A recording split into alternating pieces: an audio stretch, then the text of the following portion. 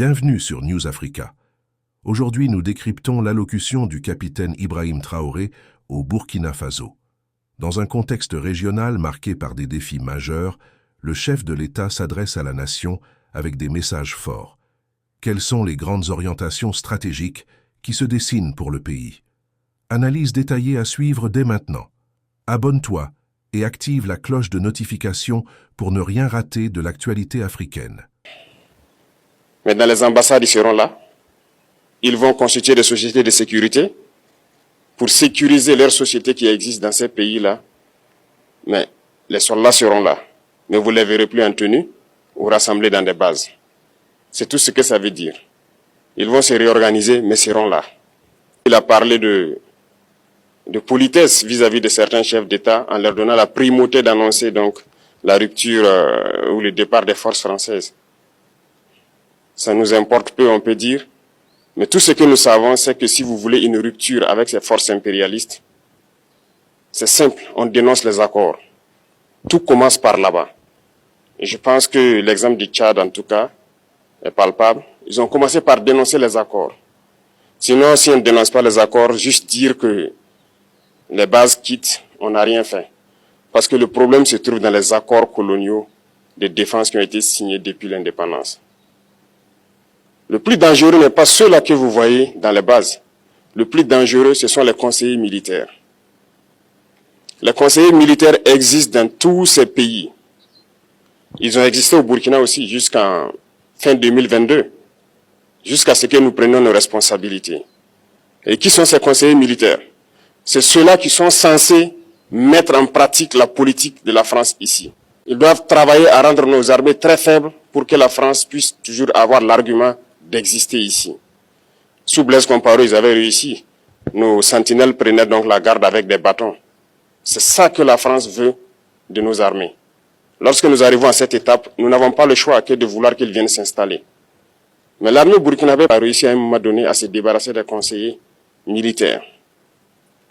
Malheureusement, je pense qu'en 2019, après l'opération Otapouanou, où ces Français ont vu que l'armée burkinabé a encore une capacité de réagir au terrorisme, ils ont appelé le chef d'état-major en France, ils l'ont instruit de reprendre les conseillers militaires dans toute la structure. Eh bien, il n'a pas accepté, mais au retour au pays, les politiques l'ont instruit d'accepter les conseillers militaires. Et c'est là que les conseillers militaires sont revenus dans l'armée burkinabé en 2019. Avec toutes les conséquences qu'on connaît, l'armée était en train de disparaître dans les années 2020-2021. Et d'ailleurs, c'est le moment où beaucoup de militaires ont dû déserter parce qu'il n'y avait plus d'espoir. On était en train de s'effondrer. Voilà un peu comment ils travaillent. À l'état-major général des armées, dans tous les états-majors d'armée, dans les écoles, c'est eux qui sont censés nous dicter la politique de notre armée. C'est eux qui nous disent combien recruter, quand recruter et qu'est-ce qu'il faut en faire. Ils sont dans les écoles pour nous dire comment il faut les former et ainsi de suite. Tant que ces conseillers militaires sont là, vous n'êtes pas indépendant. Votre armée aura juste l'apparence d'une armée qui sera là en train de faire des parades, du cirque.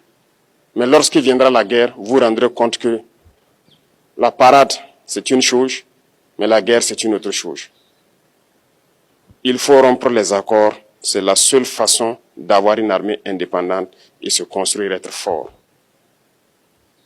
Mais beaucoup de gens ne le comprennent pas peut-être. Et même avec ces accords, la France choisit dans nos États des élèves officiers pour aller les former. C'est à travers ces mêmes accords. Mais en réalité, ces officiers qui partent se former pour la plupart, pour la France, ils viennent pour servir l'État français dans leur pays. Ils ne viennent pas pour servir nos pays. Ils les forment pour qu'ils viennent servir les intérêts de l'État français. J'en veux pour preuve. Lorsque nous nous sommes révoltés, beaucoup d'officiers au Burkina qui ont été formés en France ont été immédiatement contactés pour leur dire que c'est le moment de se mettre en action parce que vous avez été formés pour ça, pour servir les intérêts de la France. La plupart de ces officiers nous ont rendu compte, nous avons pris acte et nous continuons de suivre. Lorsque un officier formé en France arrive dans son pays et par malheur meurt soit par accident ou bien sur le champ de bataille, en France, il y a une nuit d'hommage aux morts dans l'armée, comme partout ailleurs. À la nuit d'hommage aux morts, on cite le nom de l'officier en question et on dit « mort pour la France ». Il ne le forme pas pour servir son pays, il le forme pour servir leur État. Et dans beaucoup d'États africains, il y en a plein de ces officiers. Combien sont patriotes, Dieu le sait.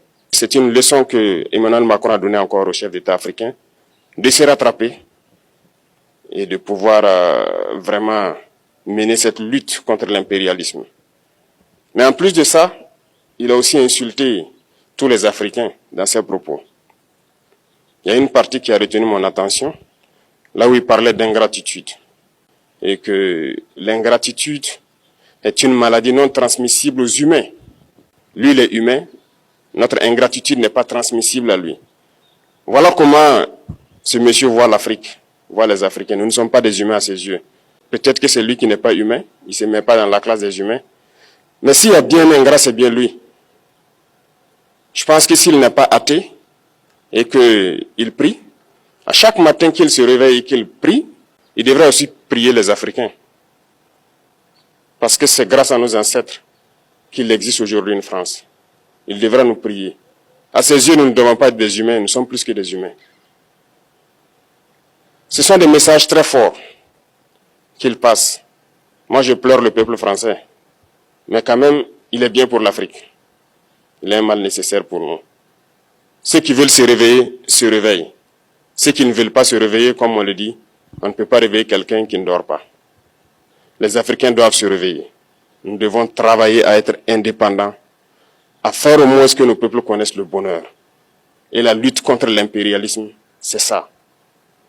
Il faut décoloniser les mentalités, prendre en compte toutes ces données-là, parce que le monde nous donne tellement d'exemples à voir. Pour eux, il n'y a pas de morale. Ils peuvent vous désigner aujourd'hui terroriste, mais demain, vous êtes un héros, par leur simple bouche. Ils décident de ce qu'ils font. Ils parlent de démocratie, mais ils se font eux-mêmes des coups d'État constitutionnels entre eux. Ils parlent des droits de l'homme, mais ils déciment des populations ailleurs. L'Africain doit se réveiller, l'Afrique doit se réveiller. Et le combat contre l'impérialisme est permanent. Et je vous invite à incorporer ce combat, à travailler en sorte que nous soyons réellement indépendants, que nous soyons autosuffisants et que nous puissions nous développer, connaître le bonheur, ce à quoi notre peuple aspire. C'est la fin de ce décryptage consacré au discours du capitaine Ibrahim Traoré. Cette intervention pose des jalons essentiels pour l'avenir et la souveraineté du Burkina Faso. Quel est votre avis sur ces déclarations? Partagez vos impressions dans l'espace commentaire. Si vous avez aimé cette analyse, laissez un maximum de pouces bleus et partagez massivement la vidéo autour de vous. Merci pour votre fidélité, prenez soin de vous et à très bientôt pour un prochain sujet sur News Africa.